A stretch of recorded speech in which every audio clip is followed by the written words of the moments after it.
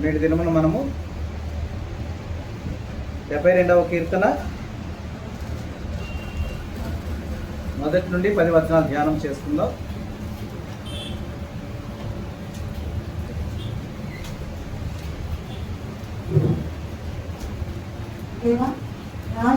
న్యాయ విధులను రాజకుమారునికి నీతిని తెలియజేయు. నీతిని బట్టి నీ ప్రజలను, న్యాయ విధులను బట్టి శ్రమను నీ వారికి అతడి న్యాయం తీర్చు.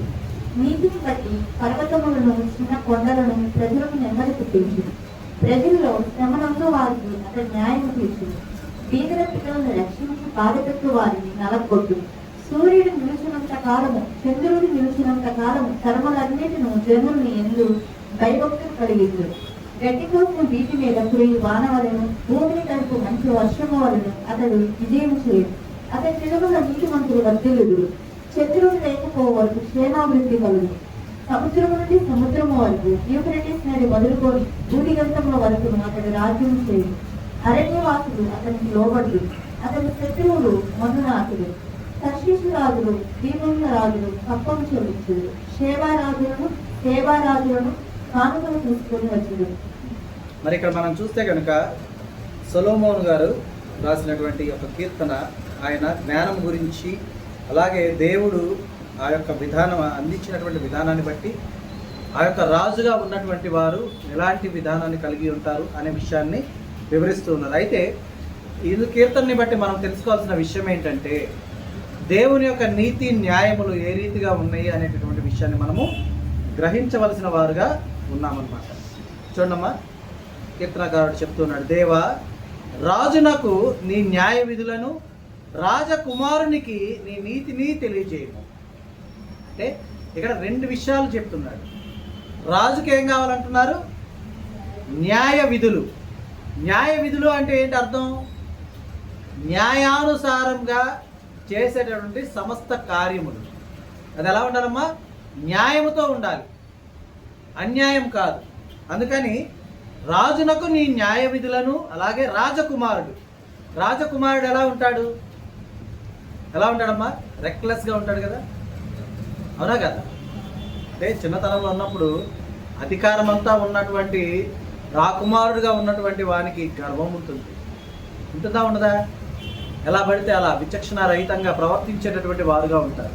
కానీ ఇక్కడ కీర్తనాకారుడు ఏమడుగుతున్నాడు దేవుణ్ణి? అయ్యా రాజకుమారునికి నీ నీతిని తెలియజేయము. అంటే ఏంటి అర్థం? ఎలాగా మసులుకోవాలో, ఏ రీతిగా ఎదగాలో, ఏ విధంగా నడవాలో ఆ యొక్క విషయాలన్నింటినీ కూడా రాకుమారునికి తెలియజేయి. రాజకుమారుడు ఎవరైతే ఉన్నారో వారికి ఆ విషయాల్ని తెలియచేయ. రాజునకైతే ఏం తెలియజేయమంటున్నాడు? న్యాయ విధులు. మరి మనకు కూడా న్యాయ విధులు ఉంటాయి తెలుసా? న్యాయాన్ని అనుసరించి మనం ఆ యొక్క విధిని, అంటే మన విధి అంటే ఏంటంటే మన కర్తవ్యం ఏమైతే ఉంటుందో దాన్ని తెలుసుకొని ఆ యొక్క విధి విధానాల్ని కలిగినటువంటి వారుగా మనం ఉండాలి. అలాగే మన బిడ్డలకు మనం ఏం తెలియజేయాలో తెలుసా? నీతిని తెలియజేయాలి. నీతి అంటే ఏంటి? పెద్దవారి పట్ల ఎలా ఉండాలి, చిన్నవారితో ఎలా మసులుకోవాలి, తోటి వారితో ఎలా నడుచుకోవాలి అనేటటువంటి విషయాల్ని చిన్నపిల్లలకి మనం తెలియజెప్పాలన్నమాట. ఎందుకంటే వారికి తెలుసుదమ్మా, తెలియదు. కాబట్టి వారికి పెద్దలైనటువంటి వారమైన మనము నేర్పించాలి వారికి. అలాగే చూడమ్మా, నీతిని బట్టి నీ ప్రజలకును, న్యాయ విధులను బట్టి శ్రమ నొందిన నీ వారికి అతడు న్యాయము తీర్చును.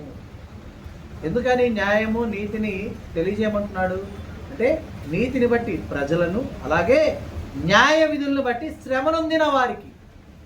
శ్రమ పడేటటువంటి వారు ఉంటారు కదా, ఉండరా? అందరూ శ్రమలు లేకనే ఉంటారమ్మా, శ్రమల్లో ఉంటారు కదా. కాబట్టి శ్రమ కలిగినటువంటి వారు ఉన్నారయ్యా, వారికి న్యాయం తీర్చాలంటే ఏం తెలియాలి? నీతి తెలియాలి. ప్రజల్ని ఉద్ధరించాలంటే ఏం తెలియాలి? న్యాయ విధులు తెలియాలి. కాబట్టి ఇవి రెండింటినీ ఇస్తే కనుక వారు న్యాయముగా తీర్పు తీరుస్తారు, న్యాయంగా నడుచుకుంటారు అని అర్థాన్ని ఇచ్చేటటువంటి విధానం అనమాట. అలాగే చూడమ్మా, నీతిని బట్టి పర్వతములను, చిన్న కొండలను ప్రజలకు నెమ్మది పుట్టించు. అంటే దూరపు కొండలు నునుపు, అవునా కదా? కానీ దగ్గరికి వెళ్తే నున్నగా ఉంటాయా? ఎట్లా ఉంటాయి? మన పక్కన అట్టుందో అట్లాగే ఉంటాయి, అవునా కాదు? అలాగే ఇక్కడ దూరంగా ఉన్నటువంటి ఆ పర్వతాలు, చిన్న కొండలు ప్రజలకు ఏం నేర్పిస్తాయి? నెమ్మది నేర్పిస్తాయి. ఎలాగా? ఎంత ఎత్తుగా ఉంటుంది కొండ, పర్వతం అంటే ఎంత ఎత్తుగా ఉంటుందమ్మా? తలెత్తుకొని చూడాలా పర్వతాన్ని, లేకపోతే కిందకు చూస్తామా? తలెత్తి చూస్తాం, అవునా? అంటే ప్రతి ఒక్కరు కూడా పర్వతాన్ని చూడాలంటే తల ఎత్తాలి. అంత ఉన్నతమైనటువంటి స్థానంలో ఉన్న పర్వతము సైతము ఎప్పుడు కూడా మన వలె ఎగిరెగిరి పడుతుందా? ఆ పర్వతంలో ఏమేమి ఉంటాయి? ఆ కొండల్లో, పర్వతాల్లో ఏమేమి ఉంటాయి? ఖనిజాలు, లోపల ఖనిజాలు ఉంటాయి, వజ్రాలు ఉంటాయి, బంగారం ఉంటుంది. అంటే ఎంతో విలువైన వాటన్నిటినీ కూడా నిక్షిప్తం చేసుకున్నటువంటి ఆ పర్వతాలు కానీ, ఆ కొండలు కానీ ఏ రోజన్నా వాటి గర్వాన్ని చూపించడం కానీ, వాటి ఆధిపత్యాన్ని చూపించడం కానీ, ఏమా వాటికి ఉన్నటువంటి అంటే పొగరు చూపించడం కానీ చేసినాయా? నువ్వు తవ్వుకుంటూ ఉంటే నీకు కావాల్సినంత బంగారం, అంటే అక్కడ ఉన్నంత వరకు నీకు కావాల్సినంత నువ్వు తీసుకుంటావు, దాన్ని గాయపరుస్తూనే ఉంటావు. అయినా ఏమైనా మాట్లాడుతామా? మాట్లాడుతుందా? ఏమి మాట్లాడు. అంటే ఇక్కడ దీని అర్థం ఏంటంటే మనకి చుట్టూ ఎక్కడ కొండలు ఉన్నాయో వెళ్ళి వెతుక్కొని గుట్టలు తీసి బంగారం తెచ్చుకోమని కాదు నా ఉద్దేశం. అంత విలువైన సంపద కలిగిన ఆ పర్వతం ఎలా ఉందో నీవు అంతకన్నా నెమ్మదిగా ఉండాలి. అర్థమైంది? ఎందుకంటే బంగారం, ఇప్పుడు నా దగ్గర కొంత బంగారం ఉందనుకోండి, అమ్మ దీన్ని అమ్ముతా అన్న, లేదు మీరే అడిగారు నాకు కావాలి అన్న, ఎంతో చెప్పు అన్నారు, నేను ఇంత అని చెప్పాను. మీరేం చేస్తారు? సరే అన్న ఇదిగో అంత కాదు, ఇంత తీసుకున్నా, కొంచెం తగ్గించుకున్నా అని చెప్పు, ఏదో మాట్లాడు, డబ్బులు ఇచ్చి తీసుకుంటారు. తీసుకోరా కావాలనుకున్నప్పుడు. మీరే వచ్చి అన్న బంగారం కన్నా మీ చెయ్యి బాగుంది, ఓ 10 లక్షలు ఇస్తా, అంతవరకు చెయ్యి తీసి ఇవ్వండి అన్న అంటే నేనేమంటాను? ఏమంటానమ్మా? ఇచ్చేమన్నా పట్టిందా నీకు అంట. ఎవరైనా అంతే కదా. ఏం చేసుకుంటావు? చేతిని తీసుకెళ్ళి ఒక 2 రోజులు ఫ్రిడ్జ్లో పెట్టుకుంటే ఉంటుంది, తర్వాత పనికి వస్తుందా? పనికిరా. కానీ 2 రోజులు నువ్వు వెల ఇచ్చి కొన్న తర్వాత 2 రోజుల తర్వాత నీకు పనికిరాని చెయ్యి నాకెంత విలువైంది? నువ్వు ఇచ్చే 10 లక్షల కన్నా విలువైంది, అవునా కదా? అలాగే ఎంత విలువైనటువంటి వారమైన మనమైనా సరే మనం ఎంత నెమ్మదిగా, ఎంత సౌమ్యంగా ఉండాలో తెలుసుకోవాలి. అర్థమవుతుందా? ఎందుకంటే ఆ పర్వతములు, ఆ చిన్న కొండలు ఏమి నేర్పిస్తున్నాయమ్మా? ప్రజలకు నెమ్మది పుట్టిస్తున్నాయి. అర్థమవుతుందా? అవి దేన్ని బట్టి నడుచుకుంటున్నాయి? నీతిని బట్టి. అర్థమవుతుంది? అంటే ఎగిరెగిరి పట్టం కానీ, ఒక కొండ ఎగిరి పడింది అనుకోండి, ఏమైందమ్మా? ఇప్పుడు ఒంగోలు కొండ ఉంది, అది ఒక జంప్ చేసి పైకి ఎగిరి మళ్ళీ కింద పడింది అనుకోండి, ఏమవుతుంది? చుట్టూ ఉన్న ఇళ్ళన్నీ నేలమట్టం అయిపోతాయి. అవుతాయి అవవా? అక్కడ దాకా ఎందుకు? కొండ దాకా వెళ్ళక్కర్లా మనం. మీకు ఇది తెలుసో లేదో, ఇక్కడ కర్ణాటకలోనే ఇక్కడ జరిగింది. ఒక క్వారీ నుంచి ఒక రాయి, పెద్ద రాయిని ఒక ట్రాన్స్పోర్ట్లో, ఒక లారీలో తీసుకెళ్తున్నారు వేరే చోటకి, ఎక్కడికంటే ఫ్యాక్టరీకి తీసుకెళ్తున్నారు. ట్రైన్ వెళ్తుంది, గేట్ వేసి ఉంది అక్కడ. ఈ లారీ డ్రైవరు ఆ గేటును చూడలా, స్పీడ్గా వచ్చేసి గప్పకని దగ్గరకు వచ్చేసరికి చూసి సడన్ బ్రేక్ కొట్టాడు. ఆ రాయి ఎగిరి వెళ్ళి అవతల ఉన్న కంపార్ట్మెంట్ని గుద్దుకొని కొట్టేసి ఆ కంపార్ట్మెంట్ మొత్తం పగలగొట్టుకుని అవతలకి వెళ్ళిపోయింది రాయి. అందులో ఒక సెంట్రల్ మినిస్టర్, ఒక స్టేట్ మినిస్టర్ ట్రావెల్ చేస్తున్నారు.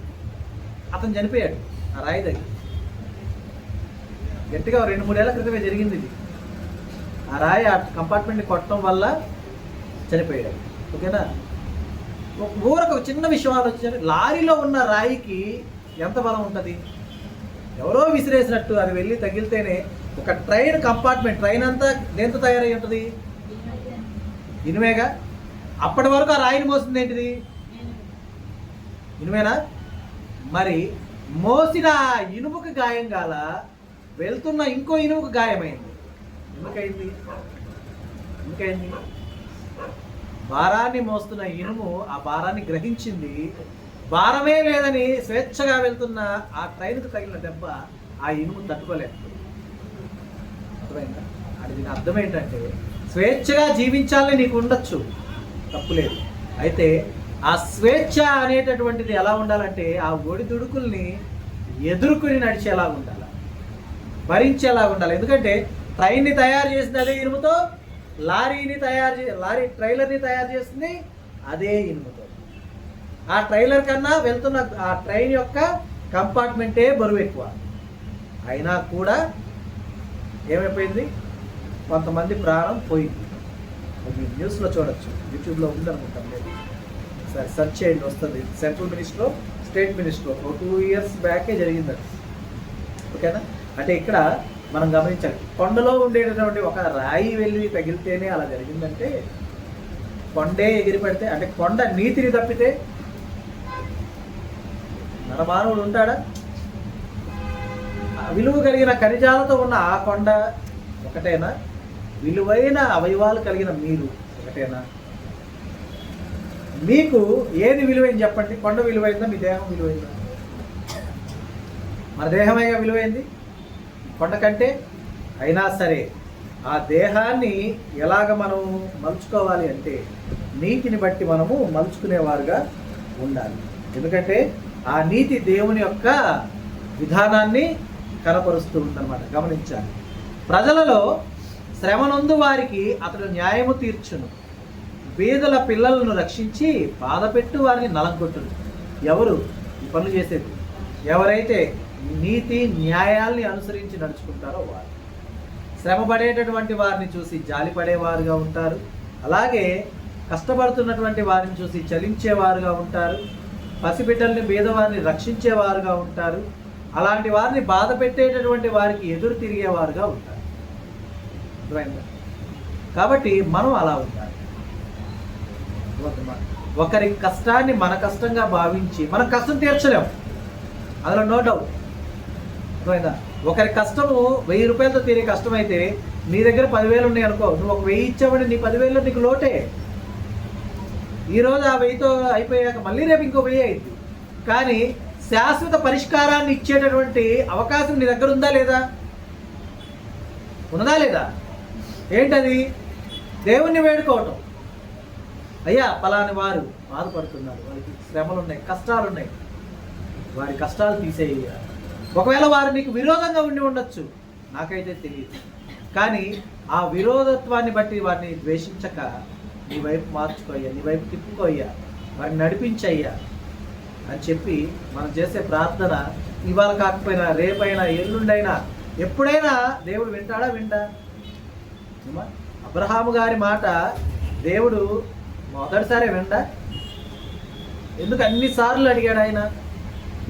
అయ్యా దుమ్ము వంటి వాడిని కోప్పడొద్దయ్యా, ధూళి వంటి వాడిని కోప్పడొద్దయ్యా అని వేడుకున్నాడా లేదా? ఎందుకని? అబ్రహాం గారంటే దేవుడికి చాలా ఇష్టం. ఆయన చెప్పిన మాట దేవుడు వింటాడు, వెంటనే వింటాడు. అర్థమైందా? కానీ ఆయన ఎందుకు బ్రతిమలాడుకున్నాడు? అలాంటి విధానం మనలో ఉందా? కానీ ఇక్కడ నీతి విధులు, న్యాయ విధులను నీతిని బట్టి నడుచుకునేటటువంటి వారికి దేవుడు నేర్పించే ఆ విధానంలో వారు ఎదుటివారి బాధను, ఎదుటివారి కష్టాన్ని, ఎదుటివారి వేదనను గమనించి దేవునికి విన్నవించుకునేవారుగా ఉండాలనేది దేవుని యొక్క ఉద్దేశం. ఆ రీతిగా ఉన్నటువంటి వారు ఎలా ఉంటారో తెలుసా? చూడండి, సూర్యుడు నిలిచినంత కాలము, చంద్రుడు నిలిచినంత కాలము, తరములన్నిటను జనులు నీ యందు భయభక్తులు కలిగి ఉందురు. మరి గడ్డి కోసిన వీటి మీద కురియు వానవలెను, భూమిని తడుపు మంచి వర్షము వలన అతడు ఏం చేస్తాడమ్మా? విజయం చేయును. ఎవరు? దేవుని యందు భయభక్తులు కలిగి ఉంటారు. ఎవరు? దేవుని యొక్క న్యాయ విధుల్ని అనుసరించేవారు, దేవుని యొక్క నీతిని కలిగిన వారు. వారు ఎప్పుడు దాకా ఉంటారు? సూర్యుడు నిలిచినంత కాలము, చంద్రుడు నిలిచినంత కాలము, తరములన్నిట జనములు నీ యందు భయభక్తులు కలిగి ఉంటారు. అటువంటి వారి యొక్క సంతానం అంతా కూడా దేవుని యందు ఎలా ఉంటారని చెప్తున్నారు? భయభక్తులు కలిగి ఉంటారు. ఆ రీతిగా కలిగి ఉన్నటువంటి వారి మీద ఎలాంటి కృప దేవుడు చూపిస్తున్నాడమ్మా? వీటి మీద, అంటే బీడు భూమి మీద. అంతేనా? బీటి అంటే ఏంటిది? గడ్డి కోసిన తర్వాత ఉండేటటువంటి పగుళ్ళేనా? అంటే అంటే పదును చేయటం అంటారు, అదేనా? భూమిని దున్ని. సరే, ఏదైతేనేమి ఇక్కడ చూడండి, గడ్డి కోసిన తర్వాత అంటే గడ్డి కోసిన తర్వాత అంటే అర్థం ఏంటి? క్రాప్ తీసిన తర్వాతే కదా, అంటే ఫలం తీసిన తర్వాత అనేగా. అంటే ఆ తర్వాత ఏమవుతున్నది? నిస్సారమైంది అనుకుందాం. దాని మీద కురిసినటువంటి వాన వలె భూమిని తడుపు మంచి వర్షము వలెను అతడు విజయము చేయను. అంటే అతడు ఎలా ఉంటాడంటమ్మా? దేవుని యొక్క ఆశీర్వాదం నొందిన వాడుగా, దేవుని యొక్క కృపను పొందిన వాడుగా ఎలా ఉంటాడు? విజయము చేయను. విజయము అంటే అర్థం ఏంటి? ఎప్పుడు పై స్థాయి అనే కదా అర్థం, కింది స్థాయా? ఎప్పుడు కూడా తలగా ఉన్నారనే అర్థం, అవునా? కాబట్టి మనకి విజయం వద్దా? ఓడిపోయిన వారుగా ఉండాలా, మనం గెలిచేవారుగా ఉండాలా, అంతేనా? ఎప్పుడు మనకు కావాల్సిన ఫస్ట్ ప్లేస్ అయినా సెకండ్ ప్లేసా? ఏ ప్లేస్ కావాలి మనకి? సెకండా? ఫస్ట్ ప్లేస్ కావాలి. ఒకవేళ సెకండ్ ప్లేస్ కావాలన్నా కూడా దేవుడు ఇస్తాడు. ఎందుకని? నువ్వు కోరుకున్నావు కాబట్టి. అయితే అది ఎక్కడ ఉంటుంది? సెకండ్ వెనకని, అంటే సెకండ్ ప్లేస్ అంటే ఎక్కడ ఉంటుంది? వారి తరువాత అనే అర్థాన్ని వస్తుంది, అంతే కదా, ఒకరి తరువాత అని. కానీ దేవుడిని నువ్వు అడిగేటప్పుడు ఏమడుగుతావు? నాకే నాకే నాకే, అంటే ఆ ఒకటి ఉండే, ఏదైనా ఒకటే ఉంటే అది నాకే అన్నట్టే కదా అర్థం, అవునా? కాబట్టి మనం గమనించాలి, మనం దేవుడిని ఎలాగ అడుగుతున్నామో మనము అదే రీతిగా ఉండేవారుగా మనం ఉండాలి. గమనించాలి. అతని దినములలో నీతిమంతులు వర్ధిల్లుదురు, చంద్రుడు లేకపోవే వరకు క్షేమాభివృద్ధి కలుగును. చంద్రుడు ఎప్పుడు ఉండడు? వెంటనే అనవాకండి పౌర్ణమికో అమావాస్యకో అని, అది కాదు అర్థం. ఎప్పటికీ లేకుండా ఎప్పుడు అవుతుందో అప్పటి వరకు అతడు ఎలా ఉంటాడమ్మా? చంద్రుడు లేకపోవే వరకు క్షేమాభివృద్ధి కలుగును. క్షేమాభివృద్ధి ఎప్పటి వరకు? చంద్రుడు లేకపోవే వరకు. అదేనా అర్థం? ఇంకేమైనా అర్థం ఉందా? అంటే ఒక మాటలో చెప్పాలంటే శాశ్వత క్షేమాభివృద్ధి అని అర్థం. ఇవన్నీ ఎలా వస్తున్నాయి? 24 గంటలు కష్టపడితేనో, చెమటోరిస్తేనో, లేకపోతే రాళ్ళు కొడితేనో, మూటలు మోస్తేనో, కష్టపడితేనో కాదు. అవి వస్తుంది నీతిని న్యాయాన్ని అనుసరించి నడుచుకుంటే వస్తుంది. అలాగే దేవుని యందు భయభక్తులు కలిగి ఉంటే వస్తున్నాయి ఇవన్నీ. కష్టమా? మనకు కష్టమే కదా, మనకు కష్టమేనా? గమనించాలి, మనల్ని మనం స్వపరిశీలన చేసుకోవాలి. దేవుడు మన ఎడల చూపినటువంటి ఆయన కృప ఎలాంటిదో, ఆయన మనల్ని అనుక్షణము నడిపిస్తున్నటువంటి ఆయన న్యాయ విధులు ఎలాంటివో, అవసరం లేనటువంటి వారమైన మనం ఆయన ముఖ్యులుగా మనల్ని చేర్చుకున్న విధానం ఎలాంటిదో గమనించాలి. విందులో ఆహ్వానం లేక ఎవరు చూడకుండా వెళ్ళి భోంచేసి వద్దాం అనుకునేటటువంటి వారు ఉంటారు కదా. ప్రతి చోట ఉంటారా ఉంటారు కదా. అలాగ ఉన్నటువంటి వారమైన మనల్ని విందు ప్రధానులతో పాటు కూర్చోబెట్టడానికి ఆయన మనల్ని స్వయంగా ఆహ్వానించేటటువంటి విధానం. చూడమ్మా, ఊరక చెప్తున్నా, ఎవరన్నా మనం భోజనాలు పెడుతున్నప్పుడు పాపం ఆ కర్టన్స్ పక్కన, ఆ సైడ్ వాల్స్ పక్కన నిలబడి ఆశగా ఎవరు చూడకపోతే వెళ్ళి తినాలి అనుకుంటా నిలిచి ఉంటారు కొందరు. అట్లాంటి వారిని మనం పిలిచి రెండింటి వచ్చి కూర్చొని తినండి అని వారి కొరకు సపరేట్గా మనం ఒక టేబుల్ వేసి కూర్చోబెట్టి పెట్టామనుకోండి, వాళ్ళ ఆనందం ఎలా ఉంటుంది చెప్పండి. మామూలుగా ఎవరు చూడకుండా వస్తే భయపడుతూ తినాలి వాళ్ళు. ఎవరు లేపుతారో, ఎటు పంపిస్తారో ఏంటో అని గబగబ తినేసి వెళ్ళిపోయేటట్టుగా ఉంటారు. అదే పిలిచి కూర్చోబెడితే వారికి ఎలా ఉంటుంది? చక్కగా తృప్తిగా భోంచేసి, నిదానంగా భోంచేసి హాయిగా వెళ్తారు, అవునా కదా? అంటే ఎలాంటి ఆధిక్యత అట్లాంటిది, అంత ఆధిక్యత దేవుడు మనకి ఇస్తాడు. అక్కడ నిలబడే అర్హత కూడా లేదు మనకు, వాస్తవం చెప్పాలనుకుంటే కనుక. పరలోక విందున చేరటకు మనకు అర్హత లేదు. అర్హత లేని వారమైన మనము ఆ పరలోక విందుని చూసే అవకాశం కూడా లేదు మనకు. ఇక్కడ లోకంలో అన్న పేదవారు, ఆకలేసిన వారు చూస్తూ ఉంటారు, చూసే అవకాశం ఉంటుంది ఎక్కడో చోట, ఎటో ఒక చోట నుంచి. కానీ పరలోక విందు చూసే అర్హతే లేనటువంటి మనల్ని దేవుడు ఏం చేస్తున్నాడు? ప్రేమతో ఆహ్వానించి కూర్చోబెట్టుకుంటున్నాడు. అయితే అంత ప్రేమ మన ఎడలు చూపుతున్నప్పుడు మనం ఎలా ఉండాలి? ఆయన నీతిని న్యాయాన్ని మనం అనుసరించకూడదా? దేవుని యందు భయభక్తులు కలిగి ఉండకూడదా? ఉండాలా వద్దా? ఉండాలి. కాబట్టి మనం గమనించాలి. ఆ విధంగా ఉంటే గనక చంద్రుడు లేకపోవున వరకు కూడా మనకేం కలుగుతుందా? క్షేమాభివృద్ధి కలుగుతుంది. అలాగే సముద్రము నుండి సముద్రము వరకు, యూఫ్రటీస్ నది మొదలుకొని భూ దిగంతముల వరకు అతడు రాజ్యము చేయును. అంటే అతడు ఎక్కడున్నా సరే అతని పని ఆగదు, జరిగిపోతానే ఉంటుంది. అర్థమైందా? మన పనులు మనం జరగాలి అని మనకి ఎలా ఉంటుంది? ఏదైనా గవర్నమెంట్తో కూడిన పని అనుకో, అబ్బా ఎన్నిసార్లు తిరిగితే అయిద్దో అనుకునేటప్పటికి మనం ఫస్ట్ టైం ఎలాగానే అయిపోయింది అనుకోండి, మా ఈ ఆఫీసర్ ఎంత మంచోడమ్మా, రాగానే చేస్తాడు వెంటనే. సంతోషమా కాదు? అవునా? మరి ఇక్కడ సముద్రము మొదలుకొని, అంటే సముద్రం నుండి సముద్రం వరకు అంటే అర్థం ఏంటి? ఈ అంచు నుంచి ఆ చివరి అంచు వరకు, అలాగే యూఫ్రటీస్ నది మొదలుకొని భూ దిగంతముల వరకు అతడు రాజ్యము చేయును. అంటే ఏంటి అర్థం? రాజ్యము చేయడం అంటే ఏంటి? అధికారం కలిగి ఉండటమే కదా. కేవలం ఇవి ఎలా వస్తున్నాయి? కేవలం దేవుని యందు భయభక్తులు కలిగి, ఆయన న్యాయ విధులు తెలుసుకొని, ఆయన నీతిని అనుసరించి నడుచుకోవటం వల్లే వస్తుంది. ఏదేదో చేయక్కర్లా.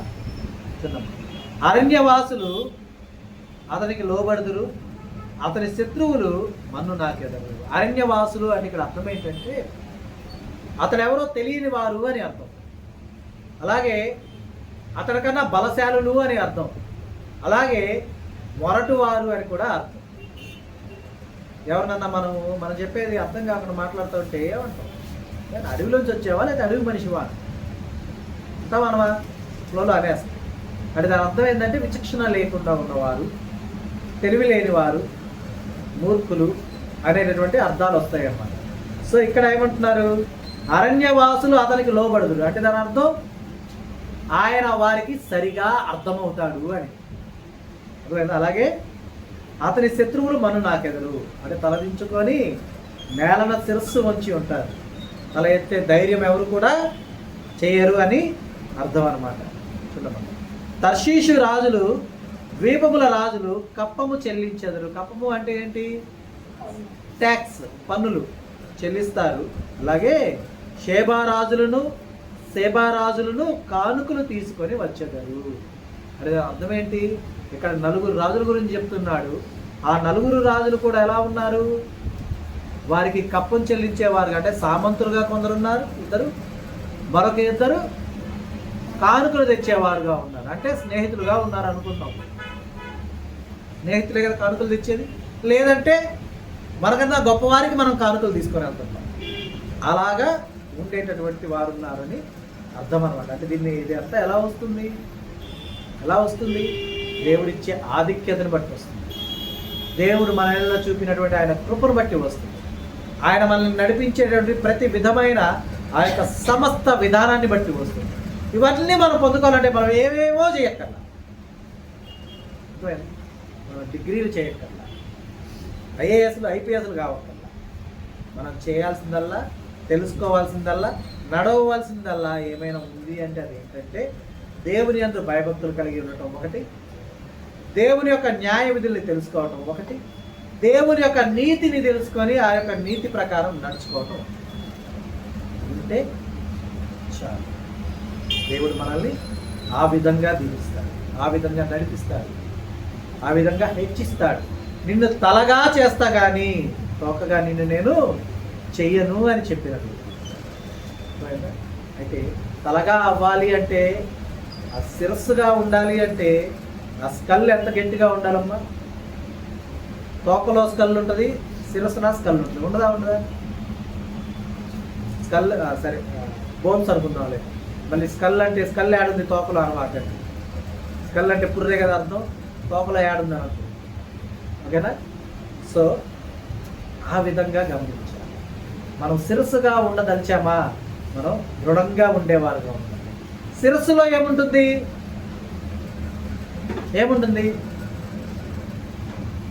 ఏదేం చెప్పరు? ఏం లేదా? ఉందా లేదా? మన శిరస్సులో ఏమైనా ఉందా లేదా? ఏముంది? బ్రెయిన్ ఉంది. దానికి ఏముంది గొప్ప విషయం? ఆలోచించే విషయం. అంటే నువ్వు తలగా ఉండాలి, నువ్వు ఆశించినప్పుడు నువ్వు ఎలా ఉండాలి? స్టార్టింగ్ ఫస్ట్ ఎలా ఉండాలా? ప్రథమంగా దృఢంగా ఉండాలి, తర్వాత ఆలోచించే విధంగా ఉండాలి. ఈ ఆలోచన నీ వైపు నుంచి ఉండకూడదు. ఇది ఫస్ట్ గుర్తుపెట్టుకోవాలి. మనం అంతా ఆలోచిస్తాము, సహజంగా మనం ఆలోచించే ఆలోచన అంతా ఎటు నుంచి వస్తుంది? మన వైపే ఉంటుంది. ఎదుటి వారిది అస్సలు పట్టించుకోం. ఎదుటి వారిది నాకెందుకు, నా బాధ నాది. కానీ నువ్వు తలగా ఉండాలి అంటే దేవుని దృష్టిలో నువ్వు తలగా ఉండాలి అంటే నువ్వు ఎలా ఉండాలి? మొదట దృఢంగా ఉండాలి, అర్థమైందా? విశాలంగా ఉండాలి. తోకలో ఉండే ఆ యొక్క ఎముకంతా ఉన్నామనుకో, బ్రెయిన్ సరిపోద్దా? ఎలా ఉండాలి? కొంచెం విశాలంగా ఉండాలి కదా, మెదడు పట్టాలంటే విశాలంగా ఉండాలి. విశాలంగా ఉన్న తర్వాత ఇంకా ఏముండాలి? ఆలోచించే విధానం ఉండాలి. ఎటువైపు నుంచి ఆలోచించాలా? నా వైపు నుంచి ఆలోచించాలి, అంతేనా? ఎదుటి వారి వైపు నుంచి ఆలోచన మొదట గుర్తుపెట్టుకోవాల్సింది. దేవుని బిడ్డలు అనేవారు ఎవరైనా ఉన్నారు అంటే, నేను దేవుని బిడ్డని అని గర్వంగా చెప్పుకోవాలి అని ఎవరైనా అనుకుంటే వారి ఆలోచన మొదట ఎక్కడి నుంచి రావాలమ్మా? ఆపోజిట్ డైరెక్షన్ నుంచి రావాలి. నీ వైపు నుంచి అస్సలు ఉండకూడదు. ఎందుకంటే మనం ప్రతి విషయంలో మనం చెప్పేది ఏంటో తెలుసా? నా వైపు నుంచి ఆలోచించి నీకు తెలుసు. ఏది నీ వైపు నుంచి ఆలోచించేది? నీ వైపు నుంచి ఆలోచించడానికి దేవుడు ఉన్నాడు, లేడా? మరి నీవెందుకు నీ గురించి ఆలోచిస్తావు? ఎదుటి వారి గురించి ఆలోచించు. ఎవరు నిన్ను బాధ పెట్టారా, నేనేం చేశాను అనేది కాదు, నేను ఏదో ఒకటి చేస్తుంటా, వారికి కలిగిన బాధ ఏంటో ఆలోచించు. అప్పుడు కదా నీకు బోధపడేది, అప్పుడు కదా నువ్వు నీతిని అనుసరించి నడుచుకునేది. అర్థమైందా? దేవుని బిడ్డలు యుగ యుగాంతముల వరకు కూడా శాశ్వత క్షేమాభివృద్ధిని పొందుకోవాలంటే ఎలా ఉండాలమ్మా? తలగా ఉండాలి. తలగా ఉండాలంటే ఉండాల్సిన లక్షణాలు ఏంటి?